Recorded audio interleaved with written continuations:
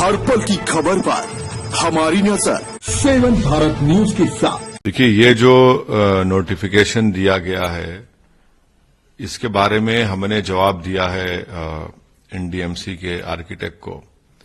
सबसे पहली बात तो यह है कि ये नोटिफिकेशन वायलेट करता है आर्टिकल 25 को, जो हमारे भारत के संविधान का freedom of religion fundamental right है।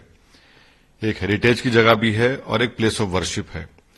आर्टिकल 29 का वायलेशन करता है, क्योंकि आर्टिकल 29 ये कहता है कि कल्चर का प्रोटेक्शन, ये कल्चर का हिस्सा रहा है। ओवैसी 2 महीने पहले जिस मस्जिद की बात कर रहे थे, अब फिर से वो चर्चा में है। मामला वही है, 150 साल पुरानी मस्जिद को नगर निगम हटाना चाहता है ताकि उस जगह ट्रैफिक व्यवस्था को दुरुस्त किया जा सके। दरअसल नई दिल्ली नगर पालिका परिषद यानी एनडीएमसी दिल्ली की सुनहरी बाग मस्जिद को हटाने के लिए लोगों से सुझाव मांग रही थी। लोग सुझाव दे पाते उससे पहले ही मस्जिद के इमाम दिल्ली हाईकोर्ट पहुंच गए। अब इस मामले पर हाईकोर्ट में 28 फरवरी को सुनवाई हुई। हाईकोर्ट को बताया गया कि सुनहरी बाग मस्जिद को ढहाने का मुद्दा धरोहर संरक्षण समिति यानी एचसीसी की सिफारिश के लिए भेजा गया है। बता दें कि याचिका में एनडीएमसी के 24 दिसंबर के सार्वजनिक नोटिस को चुनौती दी गई थी, जिसमें मस्जिद को हटाने के बारे में आपत्तियां और सुझाव मांगे गए थे। दिल्ली हाईकोर्ट में ट्रैफिक पुलिस के वकील ने कहा कि मामला एचसीसी के पास विचाराधीन है, लिहाजा याचिका का कोई औचित्य नहीं है। इस पर जज ने सवाल पूछा कि क्या याचिका पर अभी भी बहस की जा सकती है, क्योंकि ढहाए जाने का खतरा एचसीसी की सिफारिश के बाद ही आएगा। इस पर याचिका के जरिए एनडीएमसी की कार्रवाई की वैधता को चुनौती दी जा रही है। अगर ये याचिका दायर नहीं की गई होती और एचसीसी प्रतिकूल सिफारिश करता तो उन्हें 48 घंटे में अदालत आना होगा। क्या कहती है एनडीएमसी? एनडीएमसी का कहना है कि सुनहरी बाग मस्जिद के कारण यातायात जाम की समस्या बराबर बनी हुई है, लिहाजा सुनहरी बाग मस्जिद को गोल चक्कर से हटाना ही होगा। दिल्ली हाईकोर्ट ने 21 फरवरी को सुनहरी बाग मस्जिद के प्रस्तावित विध्वंस के खिलाफ दायर जनहित याचिका पर विचार करने से इनकार कर दिया था।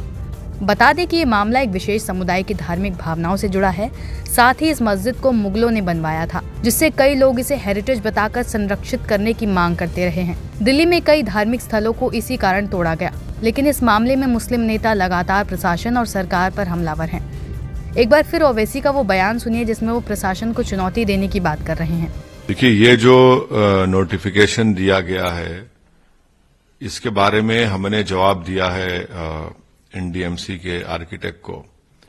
सबसे पहली बात तो यह है कि ये नोटिफिकेशन वायलेट करता है आर्टिकल 25 को, जो हमारे भारत के संविधान का freedom of religion fundamental right है। एक हेरिटेज की जगह भी है और एक प्लेस ऑफ वर्शिप है। आर्टिकल 29 का वायलेशन करता है, क्योंकि आर्टिकल 29 ये कहता है कि कल्चर का प्रोटेक्शन, ये कल्चर का हिस्सा रहा है। किसने और कब बनवाई थी सुनहरी बाग मस्जिद? सुनहरी बाग मस्जिद पुरानी दिल्ली चांदनी चौक में गुरुद्वारा सीसगंज साहिब के पास है, जो कभी लाल किले की ओर जाने वाला शाही मार्ग था। सुनहरी बाग मस्जिद को 18वीं सदी में बनवाया गया था। इसका निर्माण मुगल सम्राट मोहम्मद शाह के शासनकाल के दौरान मुगल रईस रोशन उद दौला ने करवाया था।